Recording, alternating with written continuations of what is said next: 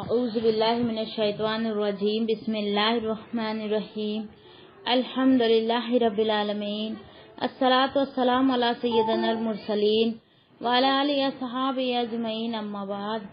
تمام قسم کی تعریف حمد و ثنا کبریائی بڑائی بزرگی اللہ رب العزت کے لیے لائق و زیبا ہے۔ درود و سلام انبیاء کرام پر، خصوصاً نبی مکرم رحمت للعالمین امام الانبیاء محمد صلی اللہ علیہ وسلم پر۔ رب اشرح لی صدری ویسر لی امری واحلل عقدۃ من لسانی یفقهوا قولی ربی زدنی علما اللہم فقہنا فی الدین اللہم فقہنا فی الدین۔ آج ہم دیکھیں گے سورہ اعراف آیت نمبر 33۔ قل انما حرم ربی الفواحش ما ظہر منها وما بطن والإثم والبغي بغير الحق وأن تشركوا بالله ما لم ينزل به سلطانا وأن تقولوا على الله ما لا تعلمون۔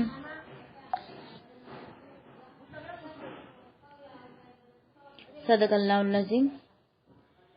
ترجمہ ہے، کہہ دے میرے رب نے تو صرف بے حیائیوں کا حکم دیا ہے جو ان میں سے ظاہر ہے اور جو چھپی ہوئی ہے، اور گناہ کو اور ناحق زیادتی کو، اور یہ کہ تم اللہ کے ساتھ اسے شریک ٹھہراؤ جس کی اس نے کوئی دلیل نہیں اتاری، اور یہ کہ تم اللہ پر وہ کہو جو تم نہیں جانتے۔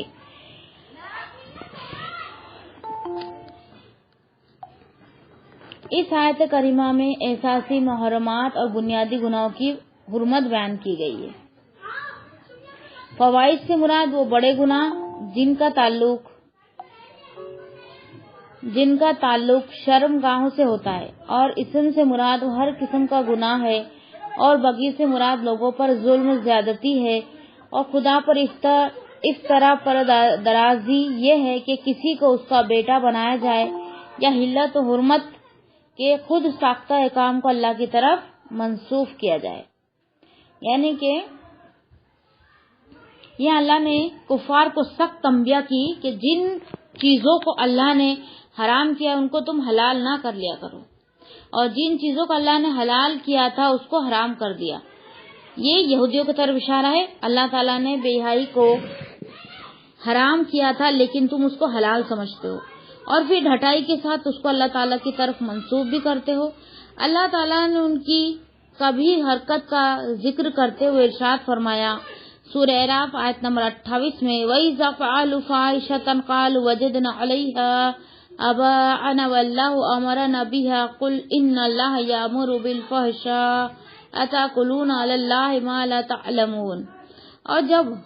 اور جب وہ کوئی بے حیائی کرتے ہیں تو کہتے ہیں ہم نے اپنے باپ دادا کو اس پر پایا اور اللہ نے ہمیں اس کا حکم دیا ہے۔ کہہ دے بے شک اللہ بے حیائی کا حکم نہیں دیتا، کیا تم اللہ کے ذمے وہ بات لگاتے ہو جو تم نہیں جانتے؟ یعنی اللہ رب العالمین کبھی بے حیائی کا حکم نہیں دیتا۔ بے حیائی کا حکم کون دیتا ہے؟ شیطان دیتا ہے، کیونکہ شیطان انسان کا کھلا دشمن ہے۔ اور فرمایا سورہ انعام آیت نمبر 148 میں، سَيَقُولُ الَّذِينَ أَشْرَكُوا لَوْ شَاءَ اللَّهُ مَا أَشْرَكْنَا وَلَا آبَاؤُنَا وَلَا حَرَّمْنَا مِنْ شَيْءٍ كَذَلِكَ كَذَّبَ الَّذِينَ مِنْ قَبْلِهِمْ حَتَّى ذَاقُوا بَأْسَنَا قُلْ هَلْ عِندَكُمْ مِنْ عِلْمٍ فَتُخْرِجُوهُ لَنَا إِنْ تَتَّبِعُونَ إِلَّا الظَّنَّ وَإِنْ أَنْتُمْ إِلَّا تَخْرُصُونَ۔ ان قریب وہ لوگ کہیں گے جنہوں نے شریک بنائے ہیں، اگر اللہ چاہتا تو نہ ہم شریک بناتے اور نہ ہمارے باپ دادا، اور نہ ہم کوئی چیز حرام ٹھہراتے۔ اسی طرح ان لوگوں نے جھٹلایا جو ان سے پہلے تھے، یہاں تک کہ انہوں نے ہمارا عذاب چکھ لیا۔ کہے کیا تمہارے پاس کوئی علم ہے کہ تم اسے ہمارے لیے نکالو؟ تم تو گمان کے سوا کسی چیز کی پیروی نہیں کر رہے، اور تم اس کے سوا کچھ نہیں کہ اٹکل دوڑاتے۔ مطلب وہ لوگ کیا سمجھتے تھے مشرکین مکہ کہ ہمارے باپ دادا جو دین پر ہے وہی دین پر ہم ہیں، تو ہمارے باپ دادا اگر جو دین پر تھے تو اللہ کے حکم سے ہی تھے، یعنی ہم گناہ کرتے ہیں تو اللہ کے حکم سے ہی کرتے نہیں، بلکہ اللہ تعالیٰ نے ہم کو اختیار دیا ہے اور اللہ تعالیٰ نے ہم کو بتا دیا ہے کون سا سیدھا ہے کون سا غلط راستہ ہے، تو اللہ رب العالمین ہم کو بتا دیا، اب ہم کون سا چنتے ہیں اس کے حساب سے اللہ رب العالمین ہم سے کیا کرتا ہے، حساب لیتا ہے اس کے حساب، نہیں تو فرشتے تو ہے اللہ رب العالمین کی عبادت کرنے کے لیے نا، تو اور انسان اور جن کو اللہ رب العالمین نے اختیار دے کے دنیا میں بھیج دیا، کہ اختیار دے کے دنیا میں اللہ رب العالمین نے بھیج دیا اور صحیح غلط سمجھا دیا، اپنی معرفت کرا دی، رسول کی معرفت کرا دی، اور رسول صلی اللہ علیہ وسلم انسان ہونے کے باوجود دنیا میں کیسے زندگی گزارے، اللہ کی عبادت کیسے کیے، اللہ کے علم کو کیسے دنیا تک پھیلائے، کتنی مشقتیں اٹھائے، لیکن کبھی شکوہ شکایت نہیں کی، کبھی ناشکری نہیں کی، یہ سب چیز کیا ہے، اللہ رب العالمین ہم کو بتا کر دنیا میں بھیج دیا۔ اب کیا ہے، اب ہم کو اللہ رب العالمین کے پاس واپس جا کر حساب کتاب دینا پڑے گا، اللہ رب العالمین کے سامنے ہم کو کھڑا ہونا پڑے گا۔ پھر حدیث ہے سیدنا عبداللہ بن مسعود رضی اللہ تعالیٰ عنہ بیان کرتے ہیں کہ رسول اللہ صلی اللہ علیہ وسلم نے فرمایا، اللہ تعالیٰ سے زیادہ باغیرت اور کوئی نہیں، اسی لیے اس نے ظاہر اور پوشیدہ حیائیوں کی تمام باتوں کو حرام قرار دیا ہے، اور جس قدر اللہ تعالیٰ کو مدح پسند ہے کسی اور کو پسند نہیں، یعنی اللہ تعالیٰ سب سے زیادہ غیرت مند ہے، اور اس معنی میں بھی اس کو لیا جائے گا، ایک تو وہ بے حیائی کا حکم دیتا ہی نہیں ہے، ایک تو کھلا نہ چھپا، یہ ایک معنی ہے، دوسرا معنی یہ ہے کہ بندہ جب اس کے سامنے ہاتھ پھیلاتا ہے تو اس کو واپس نہیں کرتا بلکہ کچھ نہ کچھ دے دیتا ہے، جیسا کہ میں نے آپ کو دعا کی 3 کوالٹی بتائی ہے کہ اللہ رب العالمین 3 طریقے سے ہماری دعا قبول کرتا جب ہم ہاتھ اٹھاتے، ایک تو جو مانگے وہ مل جاتا، اور دوسرا جو مانگے اس سے بہتر مل جاتا، اور تیسرا قیامت کے دن اتنا بڑا ذخیرہ کر کے ملے گا کہ انسان سوچے گا کہ میں دنیا میں میری دعا قبول نہیں ہوتی تو زیادہ بہتر ہوتا۔ تو یہ اللہ رب العالمین کی طرف سے یہ اللہ رب العالمین 3 طریقے سے کی دعا قبول کرتا، اور یہاں پہ اللہ رب العالمین کی کوالٹی بتائی جا رہی ہے کہ وہ باغیرت ہے، اللہ رب العالمین غیرت مند ہے، بہت زیادہ غیرت مند ہے، اور اللہ کا غضب اللہ کی رحمت اللہ کی غضب پر حاوی ہے، اللہ رحم زیادہ کرتے ہیں اور غضب یعنی غصہ کم ہوتے ہیں، پھر بھی انسان جو اللہ رب العالمین کو ناراض کرنے والے کام زیادہ کرتا ہے۔ پھر آگے ہے بغیہ سے مراد ناحق زیادتی کرنا، جیسا کہ سیدنا ابو ہریرہ رضی اللہ تعالیٰ عنہ بیان کرتے ہیں کہ رسول اللہ صلی اللہ علیہ وسلم نے فرمایا، جس شخص نے اپنے بھائی پر کوئی ظلم کیا ہو تو وہ اس دنیا ہی میں اس سے معاف کروا لے، کیونکہ وہاں درہم و دینار اس سے پہلے کہ اس کے بھائی کے لیے اس کی نیکیاں لے لی جائے، اور اگر نیکیاں نہ ہو تو اس کے بھائی کی برائیاں لے کر اس پر ڈال دی جائے۔ مطلب اگر ہم نے دنیا پر کسی پر ظلم کیا ہو، زیادتی کی ہو، یا کچھ بھی ہم نے دنیا میں کسی کے ساتھ میں کیا، کسی کا مال کھایا ہے نا، کسی کا کچھ نہ کچھ نقصان ہم نے کیا ہو، تو ہم کو اس سے جا کر معافی مانگنا ہوگا، تو یہ دنیا میں معاف ہو جائے گا، نہیں تو کیا ہوگا، قیامت کے دن جب اللہ رب العالمین ہم کو کھڑا کرے گا نا، تو وہاں پہ ہماری نیکیاں اس کو دینا پڑے گا، ہمارے پاس وہاں درہم دینار پیسہ لتا کچھ بھی نہیں رہے گا، ہم کو ہماری نیکیاں دینا پڑے گا، اسی لیے ہم ہمارے آپ کو سیف کر لے، کیونکہ کوئی بھی کنٹری ہم جاتے ہیں نا تو وہاں پہ کیا ہوتی ہے، کرنسی بدلتی ہے، کرنسی تبدیل ہوتی ہے، تو ویسے ہی ہم مر جائیں گے تو ہماری جو نیکیاں ہیں نا وہاں پہ ہم یہاں جو بھی اچھے کام کر رہے ہیں وہ نیکی کے طور پر وہاں پہ ہم کو ملیں گی، مطلب کرنسی تبدیل ہو جائیں گے، ہمارے اچھے کام نیکیوں میں تبدیل ہو جائیں گے، تو ہم آج ہی ہمارے ہر ایک گناہ کی معافی اللہ رب العالمین سے مانگ لے، اور اللہ رب العالمین سے دعا کرے کہ ہر معاملے میں اللہ تو ہماری مدد کرنا، اور تو ایسا ہم کو بنانا جیسا تم کو پسند کرتا ہے۔ پھر آیت نمبر ہے 34 سورہ اعراف، وَلِكُلِّ أُمَّةٍ أَجَلٌ فَإِذَا جَاءَ أَجَلُهُمْ لَا يَسْتَأْخِرُونَ سَاعَةً وَلَا يَسْتَقْدِمُونَ، اور ہر امت کے لیے ایک وقت ہے، پھر جب اس کا وقت آ جاتا ہے تو وہ ایک گھڑی نہ پیچھے ہوتے اور نہ آگے ہوتے ہیں۔ اللہ تعالیٰ نے ہر قوم، ہر زمانے کے رہنے والوں کی موت و ہلاکت کا ایک وقت مقرر کر رکھا ہے، اللہ رب العالمین نے سب کو وقت دے رکھا ہے، کسی کا زیادہ ہے تو کسی کا کم ہے تو کسی کا میڈیم ہے، اس میں اس کو وہ سب کام کر کے جانا ہے جو اللہ رب العالمین کو پسند ہے۔ جب وہ گھڑی آ جائیں گی تو اسے کوئی ٹال نہیں سکے گا. کبھی اللہ کسی شرکس قوم کو دنیا میں عذاب دے کر ہلاک کر دیتا ہے اور کبھی کسی کو چھوڑ دیتا ہے، یہاں تک کہ اس کے افراد طبی موت مر جاتے ہیں. طبی موت مطلب جو قدرتی موت آتی ہے وہ، اور ان کا عذاب آخرت کے لیے اٹھا رکھا جاتا ہے. اس آیت کریمہ میں اس بات کی طرف اشارہ ہے کہ دنیا میں نافرمان امتوں اور قوموں کی ہلاکت اس کے گناہوں کی وجہ سے ہوتی ہے. زیادہ تر ہم پہ مصیبت ہمارے گناہوں کی وجہ سے ہوتی ہے، کیونکہ ہم گناہ کر لیتے ہیں اور اپنے آپ کو بہت اچھا سمجھتے اور توبہ نہیں کرتے.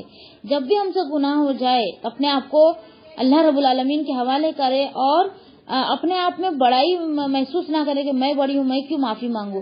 چھوٹے سے چھوٹے ہمارے گھر کی کام والی بھی کیوں نہ ہو، ہم اس سے ہو کر ہم سے کوئی غلطی ہو جائے تو ہم اس سے معافی مانگے، اور ہر دم یہ طاق میں رہے کہ ہر دم اچھے کام کرنے کی ہم کوشش کرتے رہے تاکہ آخرت میں ہمارے درجے بلند ہو. اگر دنیا میں درجے کم بھی ہو جاتے تو کوئی فرق نہیں پڑتا، کچھ بھی فرق نہیں پڑتا.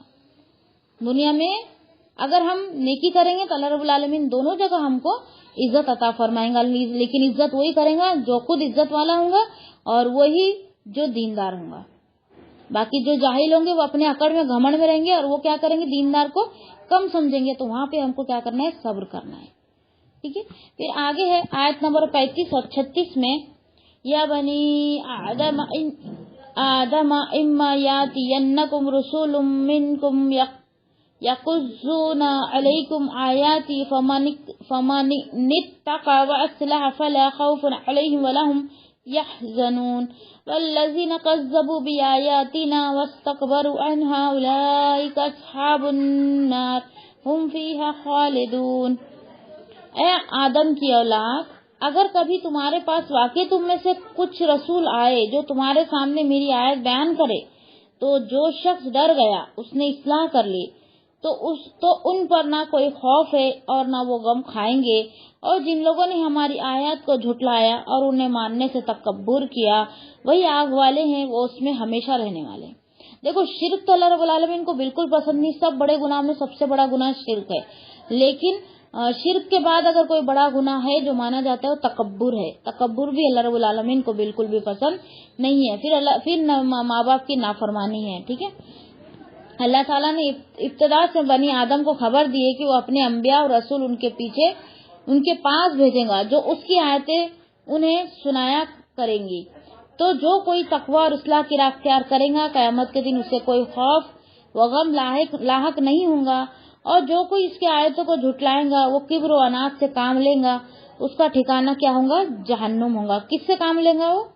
کبر و عناد مطلب گھمنڈ اور فخر، اپنے آپ کو بہت زیادہ بڑا سمجھنا اور اپنے آپ کو بہت زیادہ اچھا سمجھنا. اور سب سے زیادہ بدترین تکبر اور فخر وہ ہے جو علم میں کرے. جیسے دنیا میں جیسے ہم بہت اچھے کپڑے پہن کے اپنے آپ کو ثابت کرتے کہ اس کے پاس نہیں میرے پاس ہے نا، ہوشیاری ثابت کرتے، خوبصورتی ثابت کرتے، نسب نامہ ثابت کرتے، ہر ایک چیز ہم ثابت کرتے ہم سب سے بہتر ہے. گھمنڈی کی بات بتا رہی میں آپ کو. لیکن علم حاصل کرنے کے بعد کوئی اپنے آپ کو بہت بڑا بتا دے کہ سب سے زیادہ علم میرے پاس ہے، میں نے جو بول دیا وہی صحیح ہے اور کچھ نہیں، تو یہ کیا ہے، یہ تکبر سب سے زیادہ ڈینجر ہے. وہ سب بھی تکبر ہے، وہ بھی زیادہ ہے، لیکن سب تکبر سے زیادہ علم کا تکبر زیادہ ڈینجر ہے، زیادہ خطرناک ہے. پھر جیسا کہ ارشاد فرمایا سورہ انعام آیت نمبر 48 میں، وَمَا نُرْسِلُ الْمُرْسَلِينَ إِلَّا مُبَشِّرِينَ وَمُنذِرِينَ فَمَنْ آمَنَ وَاصْلَحَ فَلَا خَوْفٌ عَلَيْهِمْ وَلَا هُمْ يَحْزَنُونَ. اور ہم رسولوں کو نہیں بھیجتے مگر خوشخبری دینے والے اور ڈرانے والے. پھر جو شخص ایمان لے آئے اور اصلاح کر لے تو ان پر کوئی خوف نہیں اور نہ وہ غمگین ہوں گے. دیکھو اب یہ آیت ہم سمجھیں گے اس کو، کتنی بہترین کتنی پیاری آیت ہے یہ. ہم جب تلاوت کرتے ہیں، ترجمے سے بھی پڑھتے ہیں تو بہت آسانی سے اس کو پڑھ کر نکل جاتے، لیکن اس آیت پہ تھوڑا ہم غور کریں گے. سورہ انعام آیت نمبر 48 پر اس کا ترجمہ میں پھر سے ایک بار رکھ رہی ہوں.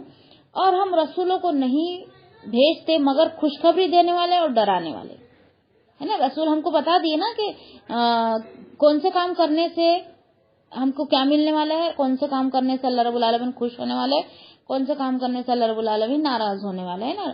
رسول ہم کو بتا کر گئے. پھر جو شخص ایمان لے آئے، یعنی رسولوں کی بات کو جو مان لیا اور اصلاح کر لیا، اصلاح کر لے تو ان پر کوئی خوف نہیں اور نہ وہ غمگین ہوں گے. مطلب کیا ہوا؟ ایمان تو لا لی ہم نے، ہے نا، اسلام میں داخل ہو گئے، لیکن پھر اصلاح کر لے کا مطلب کیا ہے؟ اپنے آپ کو سدھار لے.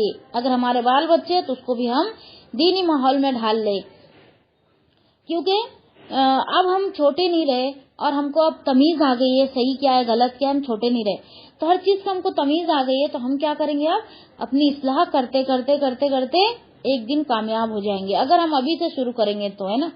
تو ہم کو کیا کرنا ہے؟ ہماری اصلاح کرتے جانا ہے. ہمارے اندر سے جو برائی ہم کو نظر آتی ہے، ہم کو پتا ہوتی ہے، ہم کسی کے سامنے ظاہر نہیں کرتے، کرنا بھی نہیں چاہیے. اللہ رب العالمین کے سامنے ظاہر کرے اور وہاں پر ہم کیا کریں؟ اللہ رب العالمین کے سامنے ہماری کمزوریاں ظاہر کرے اور اللہ رب العالمین سے مدد مانگے اور دعا مانگے اور اپنی اصلاح کرتے چلے جائیں. برائی سے رکے اور اچھے کام کرتے جائیں اور امر بالمعروف اور نہی عن المنکر بن کر رہے گھر میں.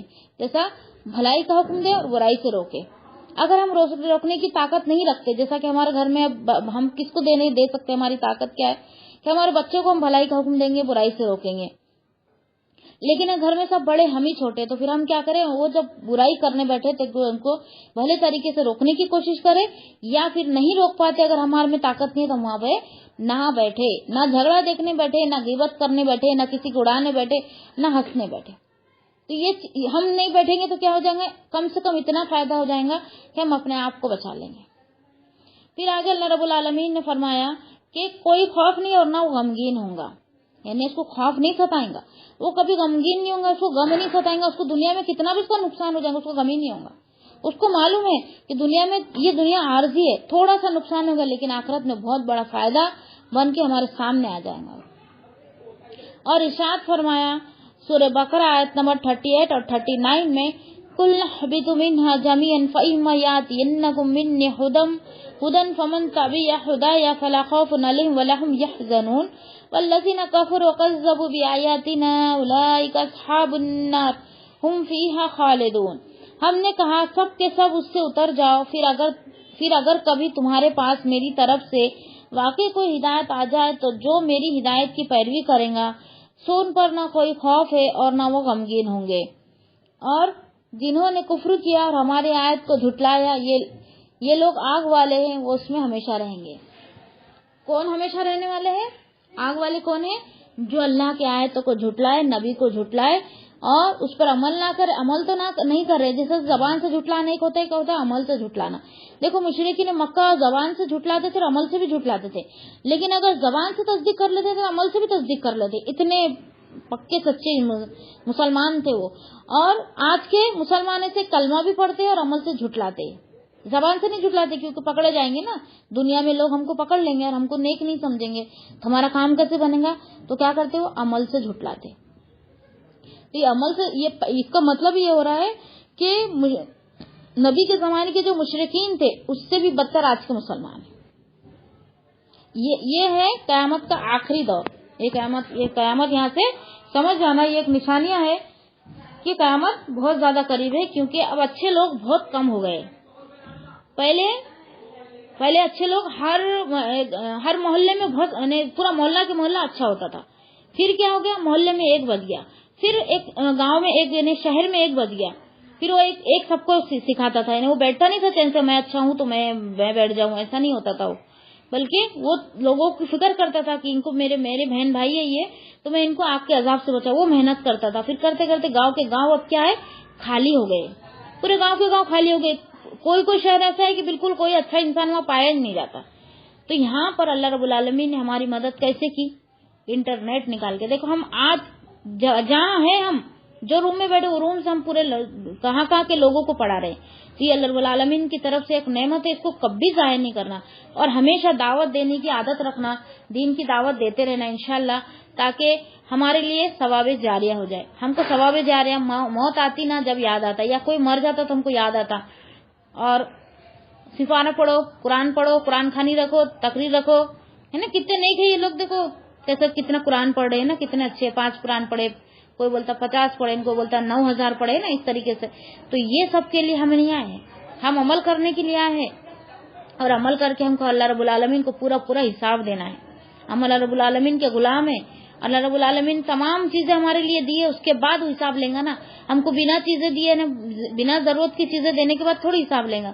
جیسا کہ ہم کام والی رکھتے ہیں تو اس کو ہم کیا کرتے ہیں، سب چیزیں دے دیتے ہیں، دھنیا مرچی ہلدی لہسن ہر ایک چیز اس کو دے دیتے ہیں، اور اس کے بعد میں پھر اس سے ہم حساب لیتے ہیں کتنے دن تک کو چلانا ہے. اگر اس نے کم چلائی یا زیادہ چلائی تو ہم اس سے حساب لیتے ہیں کہ تیرے کو ہم اتنا دیے تھے تو تو نے ختم کر سکی. تو ویسے ہی اللہ رب العالمین نے ہمارے لیے کیا کیا، تمام چیزیں ہمارے لیے مہیا کر دی. مطلب ہر ایک چیز ہم کو دے دی، ہم کو عقل دی، شعور دیا، سمجھ دی، ہم کو وقت دیا، بولنے کی صلاحیت دی، بولنے کے لیے زبان دیا، آنکھیں دی، ہاتھ دی، پھر ہر ایک نعمت اللہ رب العالمین ہمارے ایک وجود میں ہی دے دیا. اس کے بعد اللہ رب العالمین ہم سے حساب مانگیں گا. ٹھیک ہے، تو اس کے لیے ہمارے ٹائم کو ہم ضائع نہ کریں اور اللہ کے ذکر اور عبادت میں ہمارے وقت کو لگائیں.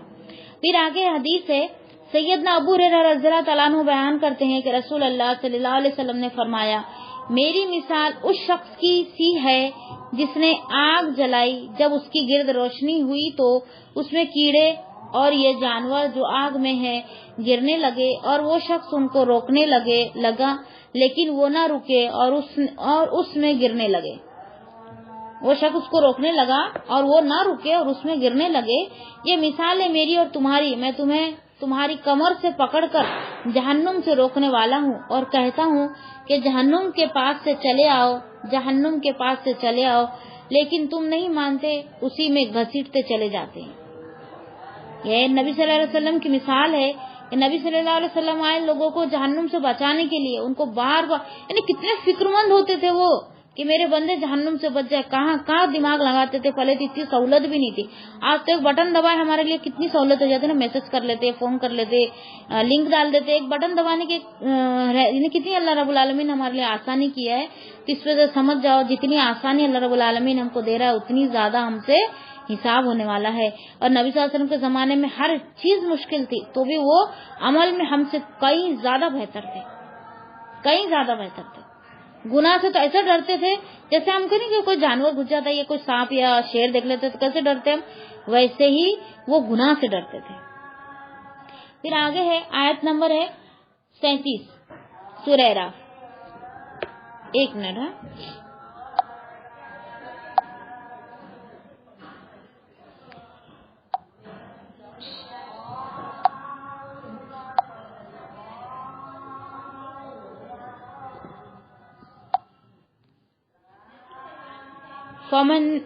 فمن أظلم ممن افترى على الله كذبا أو كذب بآياته أولئك ينالهم نصيبهم من الكتاب حتى إذا جاءتهم رسلنا يتوفونهم قالوا أين ما كنتم تدعون من دون الله قالوا ضلوا عنا وشهدوا على أنفسهم أنهم كانوا كافرين. پھر اس سے بڑا ظالم کون ہے جو اللہ پر جھوٹ باندھے یا اس کے آیات کو جھٹلائے. یہ وہ لوگ ہیں جنہیں لکھے ہوئے میں سے ان کا حصہ ملے گا یہاں تک کہ جب ان کے پاس ہمارے بھیجے ہوئے آئیں گے جو انہیں قبض کر لیں گے.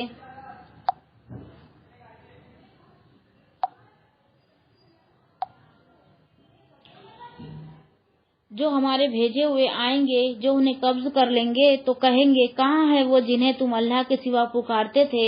کہیں گے وہ ہم سے گم ہو گئے اور وہ اپنے آپ پر شہادت دیں گے کہ واقعی وہ کافر تھے.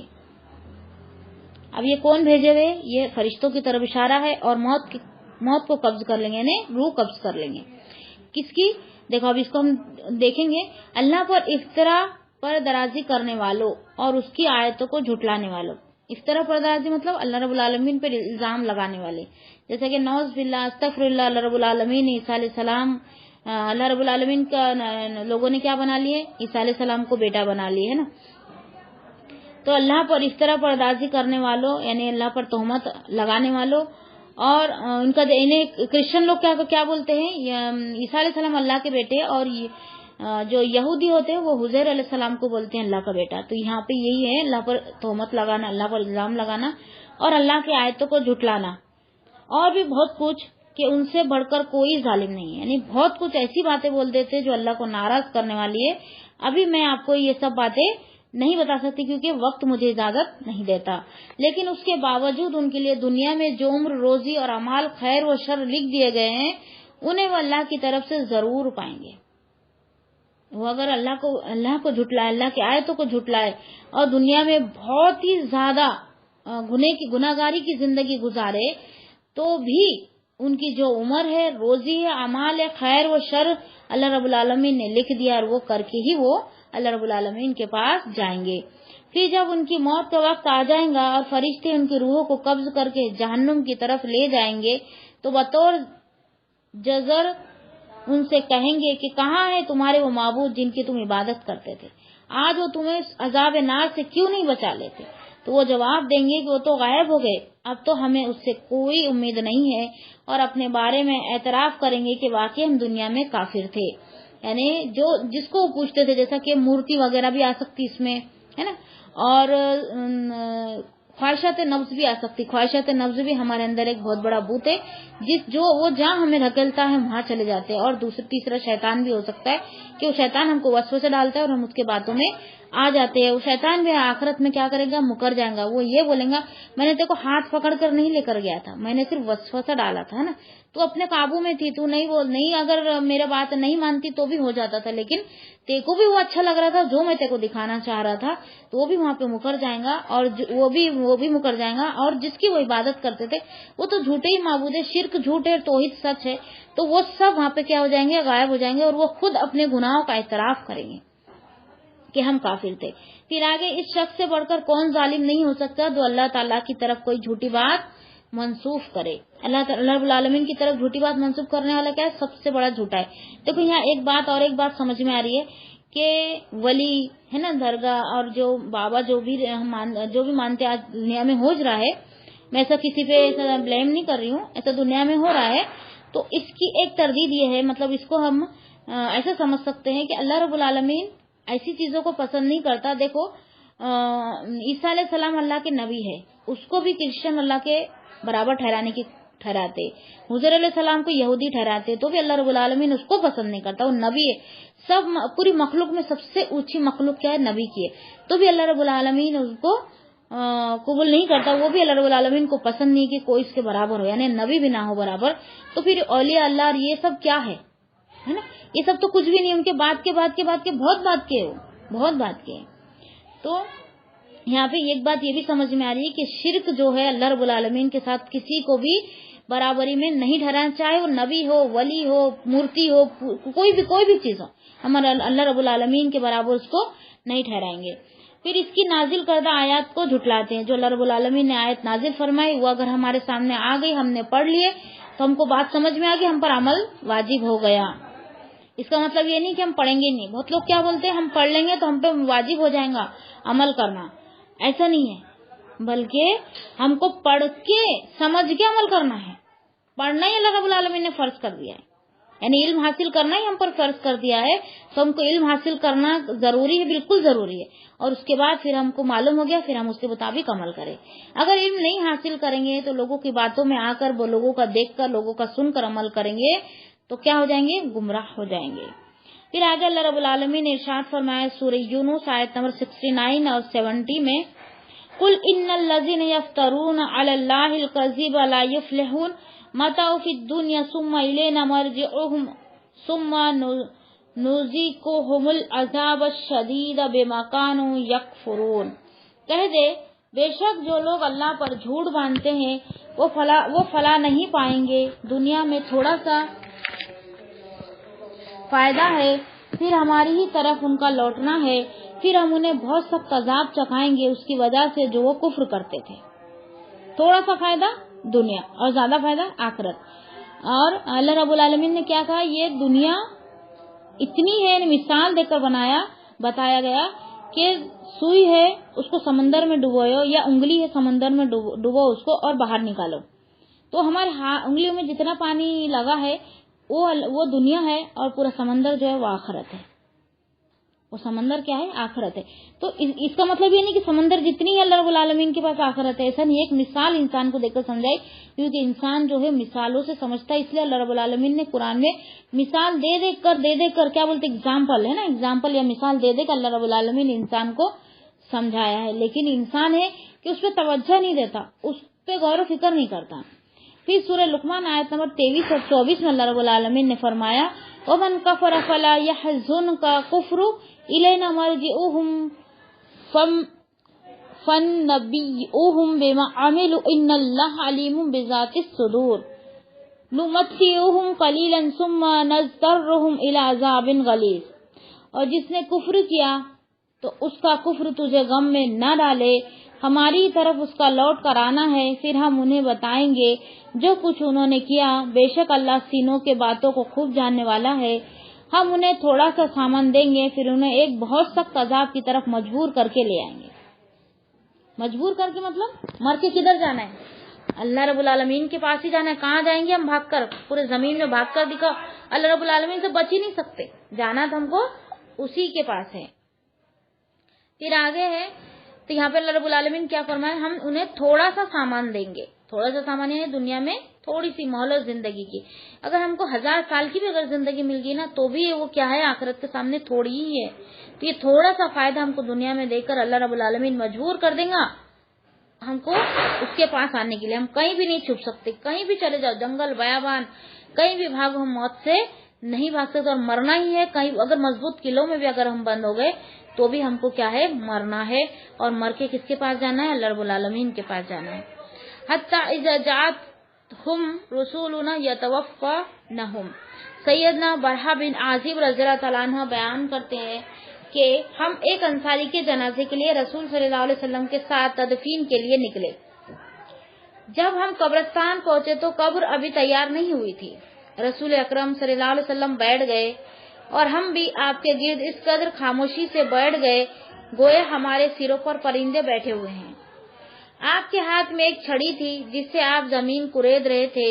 آپ نے سر مبارک اوپر اٹھایا اور فرمایا عذاب قبر سے اللہ کی پناہ طلب کرو۔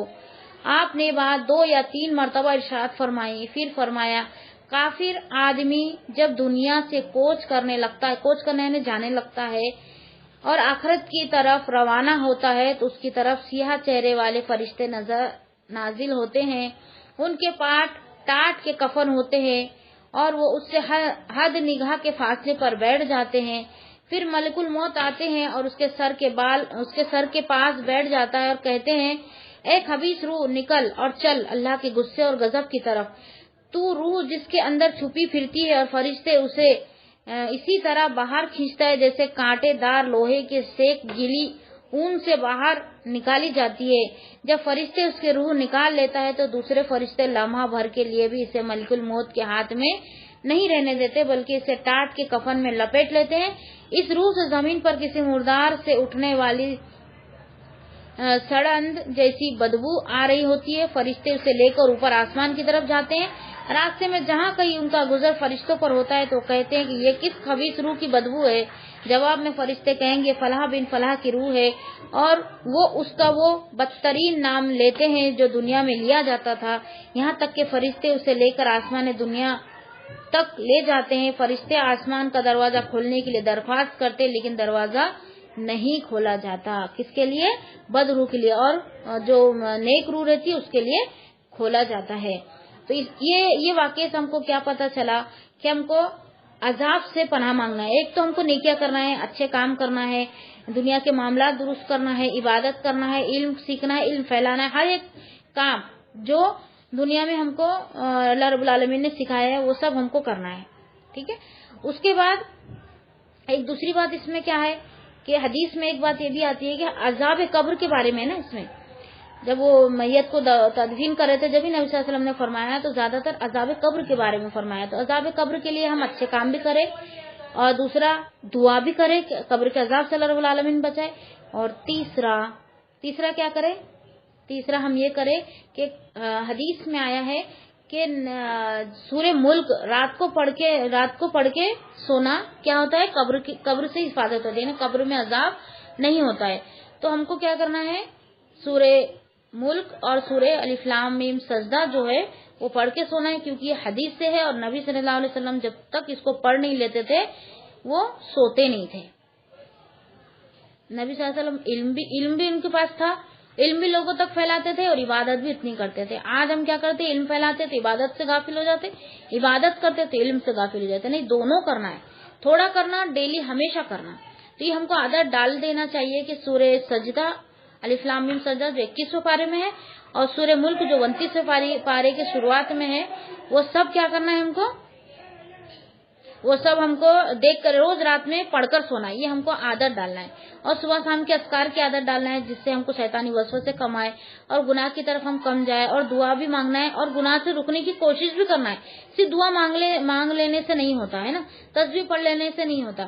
یہ سب کے ساتھ ساتھ ہم کو کیا کرنا ہے؟ گناہوں سے رکنا بھی ہے. اگر ہم کو کوئی چیز بازار سے لانا ہے تو ہم گھر میں تسبیح لے کے بیٹھ جائیں گے کہ فلاں چیز لانا ہے, فلاں چیز لانا ہے, تو وہ آ نہیں جائیں گے جب تک ہم خود جا کے نہیں لائیں گے. تو یہ پریکٹیکل ہم کو کرنا پڑے گا. ویسے ہی ہم کو بھی اللہ رب العالمین ہمارا جو پریکٹیکل ہے نا وہ قبول کرے گا. ہماری زبان سے جو ہم جتنا بھی بولیں گے نا, بھلے ہم کو کوئی کتنا بھی علم والا سمجھ لے, کتنا بھی بڑا سمجھ لے, لیکن وہ اللہ رب العالمین کے سامنے وہ بڑا رہیں گا ہی نہیں جب تک وہ اپنے اعمال سے نہیں بتا دے گا. اس کے درجات اللہ رب العالمین جب بھی بلند کرے گا جب وہ اپنے اعمال سے نہ بتا دے. پھر فرمائے یہ آیات صریح نص ہے کہ اللہ کے سوا کسی کو بھی پکارنا, اس سے مدد مانگنا, فریاد کرنا, استغاثہ کرنا, اسے غوث یا مشکل کشا کہنا, یہ سمجھنا کہ کفر ہے. اللہ کے سوا کسی کو بھی کیا سمجھنا؟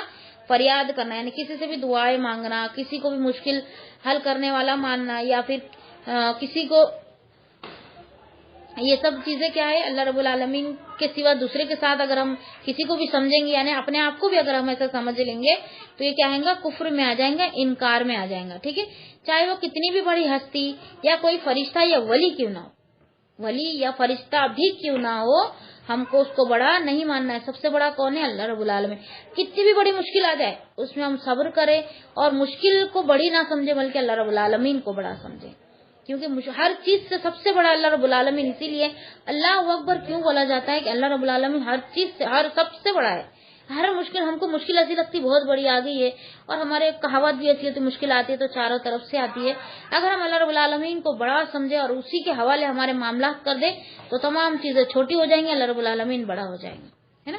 پھر آگے ہے قیامت کے دن وہ حضرات ان کو منہ میں نہیں دکھائیں گے اور اللہ کے سوا کسی کو پکارنے والے خود اپنے آپ پر شہادت دیں گے کہ واقعی ہم کافر اور ایمان سے محروم تھے. وہ خود گواہی دیں گے کہ ہم ایمان سے ہم کافر تھے اور ایمان سے محروم تھے. تو دیکھو یہ اس وقت بولا جیسے چور پکڑا جاتا تو وہ کبھی مانتا کہ میں نے چوری کرا؟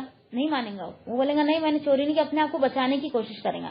ہو بھی سکتا دنیا میں بچ جائے جھوٹ بول کر یا کسی کے سہارا لے کر, کسی کی سفارش کر کے وہ بچ بھی جائے گا, لیکن اللہ رب العالمین کے پاس وہ بچ نہیں سکے گا, کیونکہ اللہ رب العالمین چھپے اور ظاہر ہر چیز کا اللہ رب العالمین جاننے والا ہے. اور دوسرا کرامن کاتبین بھی بیٹھے ہمارے ہر ایک حرکت کو لکھ رہے, ہماری باتوں کو لکھ رہے, ہماری حرکتوں کو لکھ رہے. وہ سب وہاں پہ ہمارا کالا چٹا سب کھل جائے گا, اور اپنے آپ کو کافر کہنے سے, اپنے آپ کو گناہ کہنے سے ہم رک ہی نہیں سکیں گے, بولنا ہی پڑیں گا. پھر وہاں پہ عمل کرنے کا ہم کو موقع نہیں ملے گا, اور ہر انسان یہی چاہیں گا کہ اسے دنیا میں بھیج دیا جائے تاکہ وہ عمل کر کے آئے, ہے نا. اور جنتیوں کو جنتی نہیں بولیں گے نا, باقی لوگ جو گنہگار رہیں گے وہ بولیں گے, لیکن جنتی میں بھی کچھ لوگ ایسے رہیں گے تو جو جہنم میں جو جائیں گے وہ ہمیشہ ہمیشہ کے لیے جائیں گے. وہ بڑے گناہ کرنے والے, نڈر, اللہ سے نہیں ڈرنے والے وہ لوگ ہوں گے. کچھ لوگ ایسے بھی ہوں گے کہ کچھ جہنم میں کچھ دن رہنے کے بعد اللہ رب العالمین ان کو جہنم سے نکال کر جنت میں ڈال دیں گا. اس کی گناہ کی لسٹ الگ انشاءاللہ کبھی آئیں گی تو میں آپ کے سامنے رکھوں گی, لیکن وہ اپنے پیشانی پر ایک کالا داغ رہے گا, اس سے وہ پہچانا جائے گا کہ یہ جہنم سے ہو کر آیا. ڈائریکٹ آنے والے وہ پورے کلین رہیں گے اور ان کے درجات بلند رہیں گے. دیکھو جنت میں بھی درجات رہیں گے اپنے عمل کے حساب سے, تو وہاں پہ جنت میں تو ہر چیز مل جائیں گی, ہر ٹائپ کی خوشی رہیں گی, کوئی بات کا غم نہیں رہے گا.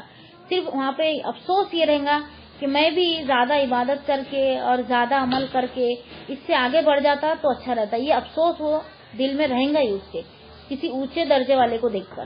ٹھیک ہے, افسوس ہوتا ہے کہ قرآن مجید میں ایسی واضح آیات کے ہوتے ہوئے مسلمان کہلانے والے بعض علماء اور پیر اور ان کے پیروکار غیر اللہ کو پکارتے ہیں اور ان سے مدد طلب کرتے ہیں.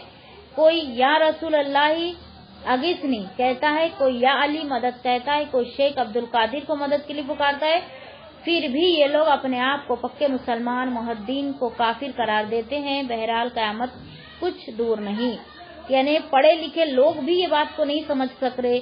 اللہ کی آیت کو پڑھ کر سمجھ کر کوئی پھر جاتا ہے تو کوئی کیا ہوتا ہے، کوئی ایمان والا ہو جاتا ہے تو کوئی گمراہ ہو جاتا ہے۔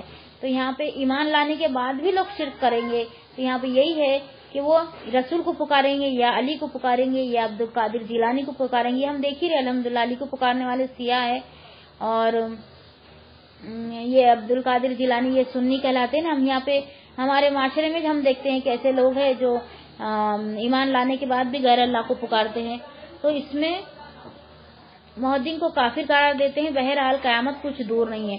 اور دوسری بات، ایک بات یہ بھی، میں نے میرے فرینڈ سے ایک بات ہوئی تھی زکیہ آبادی سے، تو انہوں نے کہا کہ ایک ان کے پاس اسٹوڈنٹ شاید انہی کی تھی، تو ان سے ان کی بات ہوئی، تو انہوں نے بولے کہ وہ نماز پڑھتی ہیں، تو بولے فرض پڑھتی ہوں تو میں اللہ کے لیے پڑھتی ہوں، بولے سنت پڑھتی ہوں تو رسول کے لیے پڑھتی ہوں۔ تو سن کے اتنی حیرانی ہوئی مجھے، اتنی حیرانی ہوئی۔ تو نماز تو پوری کی پوری اللہ رب العالمین کے لیے، رسول کے لیے بھی نہیں ہے، کسی کے لیے بھی نہیں ہے، اللہ رب العالمین کے لیے۔ تو یہاں پہ یہ لوگ بھٹک جاتے ہیں، وہ سمجھتے سنت ہے تو رسول صلی اللہ علیہ وسلم کے لیے ہے اور فرض ہے تو اللہ کے لیے، باقی ایسا نہیں ہے۔ سنت اس کو بولا جاتا ہے جو کہ نبی صلی اللہ علیہ وسلم نے کی ہے، وہ سنت ہے۔ سنت کا مطلب ہے لغوی معنی اگر لیں گے تو طریقے کیا آئیں گے۔ تو نماز تو اللہ رب العالمین کے لیے ہے، تو یہاں پہ افسوس ہوتا کہ ہم کو اللہ رب العالمین نے اتنا علم سکھایا، اتنا مال دیا، اتنی سہولتیں دی، پھر بھی ہم اس کے بندوں کو صحیح پہچان اس کی نہیں کروا رہے۔ یہ ہو گئی تھی علم کی کمی۔ تو علم کی کمی اگر کسی کے پاس ہے ہوتی ہے تو یہ ایسی باتیں کرتا ہے اور ایسی اس کے عمل ہوتے ہیں جو کہ قیامت کے کچھ بھی کام نہیں آئیں گے، خود جیسے اڑ جائیں گے۔ کم کرو، اچھا کرو اور عقیدے کے ساتھ کرو، اللہ رب العالمین پر اعتماد رکھو۔ اللہ کو ایک جان کر شرک سے پاک ہو کر کوئی عمل کریں گے تو ہی وہ قابل قبول ہے، نہیں تو نہیں ہے۔ سبحان ربک رب العزت عما یصفون، السلام علی المرسلین، الحمد للہ رب العالمین۔ سبحانک اللہم و بحمدک، اشہد ان لا الہ الا انت، استغفرک و اتوب الیک۔ بسم اللہ الرحمن الرحیم، والعصر ان الانسان لفی خسر الا الذین آمنوا وعملوا الصالحات وتواصوا بالحق وتواصوا بالصبر۔ السلام علیکم ورحمۃ اللہ وبرکاتہ۔